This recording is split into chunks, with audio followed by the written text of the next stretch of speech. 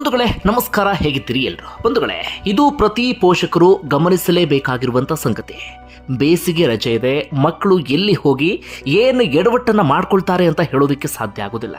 ಇತ್ತೀಚೆಗಷ್ಟೇ ಒಂದು ಹೃದಯ ವಿದ್ರಾವಕ ಘಟನೆಗೆ ಕನಕಪುರದ ಮೇಕೆದಾಟು ಸಾಕ್ಷಿಯಾಗಿತ್ತು. ಅಲ್ಲಿ ಕಾವೇರಿ ಸಂಗಮಕ್ಕೆ ಪ್ರವಾಸಕ್ಕೆ ಅಂತ ಬಂದಿದ್ದಂತಹ 5 ಕಾಲೇಜು ವಿದ್ಯಾರ್ಥಿಗಳು ಮುಳುಗಿ ಪ್ರಾಣವನ್ನು ಕಳ್ಕೊಂಡು ಬಿಟ್ಟಿದ್ರು. ಅವರ ದೇಹವನ್ನು ನೋಡ್ತಾ ಇದ್ರೆ ಎಂಥವರಿಗೂ ಕೂಡ ಕಣ್ಣೀರು ಬರ್ತಾ ಇತ್ತು.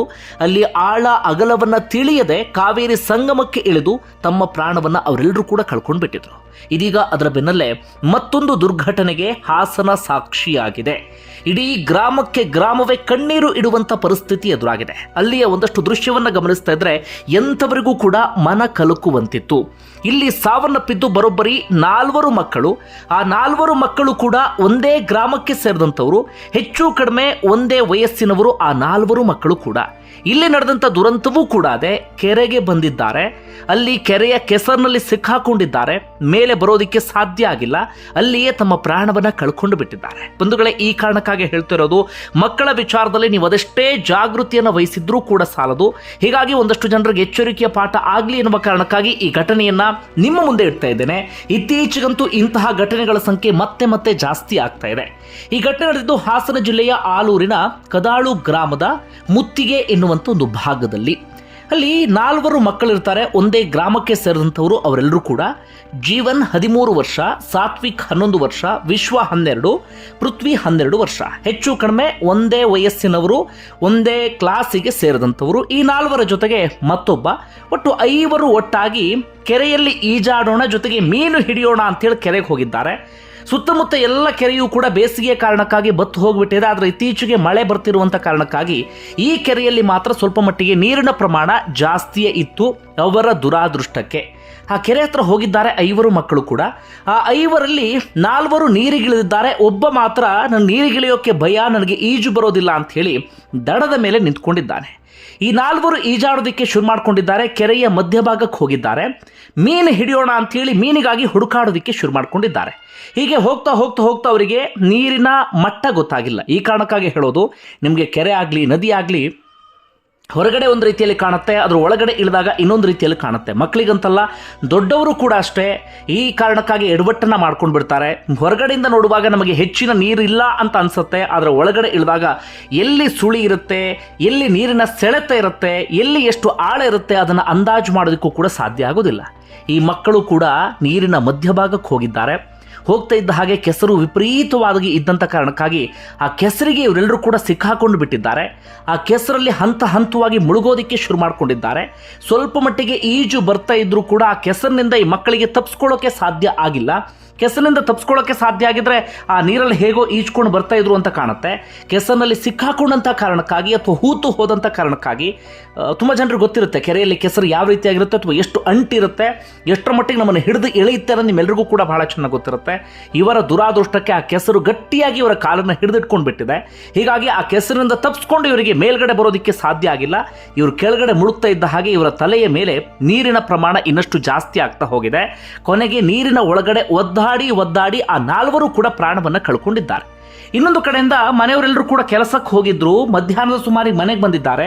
ಮಕ್ಕಳು ಎಲ್ಲಿ ಅಂತ ಹುಡುಕಾಡೋದಕ್ಕೆ ಶುರು ಮಾಡ್ಕೊಂಡಿದ್ದಾರೆ. ಅದೇ ಸಂದರ್ಭದಲ್ಲಿ ದಡದ ಮೇಲಿದ್ದಂಥ ಓರ್ವ ಹುಡುಗ ಹೋಗಿ ಸುದ್ದಿಯನ್ನು ಮುಟ್ಟಿಸಿದ್ದಾನೆ, ಹೀಗೀಗಾಗಿದೆ ಅಂತ ಹೇಳಿ. ಆತೇನಾದರೂ ಸುದ್ದಿಯನ್ನು ಮುಟ್ಟಿಸಿಲ್ಲ ಅಂತ ಆಗಿದ್ರೆ ಗ್ರಾಮಸ್ಥರು ಹೇಳ್ತಾ ಇದ್ರು, ನಮಗೆ ತಕ್ಷಣಕ್ಕಂತೂ ಕೆರೆ ಹತ್ರ ಹೋಗಿದ್ದಾರೆ ಅನ್ನೋದೇ ಗೊತ್ತಾಗ್ತಾ ಇರಲಿಲ್ಲ, ಕೆರೆ ಸ್ವಲ್ಪ ದೂರದಲ್ಲಿದೆ, ನಾವು ಇನ್ನೆಲ್ಲೋ ಹುಡುಕ್ತಾ ಇದ್ವಿ ಅಂತ ಹೇಳಿ ಈತ ಹೇಳಿದ ತಕ್ಷಣ ಎಲ್ಲರೂ ಕೂಡ ಆ ಸ್ಪಾಟಿಗೆ ಬಂದಿದ್ದಾರೆ. ಅಗ್ನಿಶಾಮಕ ದಳ ಸಿಬ್ಬಂದಿ ಬಂದಿದ್ದಾರೆ, ನುರಿತ ಈಜುಗಾರರು ಬಂದಿದ್ದಾರೆ. ಅದರ ಹುಡುಗ ಹೇಳುವಷ್ಟರಲ್ಲಿ ತಡವಾಗಿ ಹೋಗಿಬಿಟ್ಟಿತ್ತು. ಅವರೆಲ್ಲರೂ ಕೂಡ ಬರುವಷ್ಟರಲ್ಲೂ ಕೂಡ ಟೈಮ್ ಮುಗಿದು ಹೋಗಿಬಿಟ್ಟಿತ್ತು. ಆ 4 ಮಕ್ಕಳು ಕೂಡ ಅಲ್ಲಿ ಒದ್ದಾಡಿ ಪ್ರಾಣವನ್ನು ಕಳ್ಕೊಂಡಿದ್ದಾರೆ. ಅವರ ಪರಿಸ್ಥಿತಿನ ನಾವು ಊಹೆ ಮಾಡ್ಕೊಳ್ಳೋಕ್ಕೂ ಕೂಡ ಸಾಧ್ಯ ಆಗೋದಿಲ್ಲ. ಅದು ಎಷ್ಟು ಒದ್ದಾಡಿದ್ರು, ಅದೆಷ್ಟು ಕೂಗಿದ್ರು, ಅಪ್ಪ ಅಮ್ಮ ಅಂತ ಕಿರುಚಾಡಿದ್ರು ಗೊತ್ತಿಲ್ಲ. ಈ ಕಾರಣಕ್ಕಾಗಿ ಹೇಳೋದು, ಮಕ್ಕಳಿಗೆ ಗೊತ್ತಾಗೋದಿಲ್ಲ.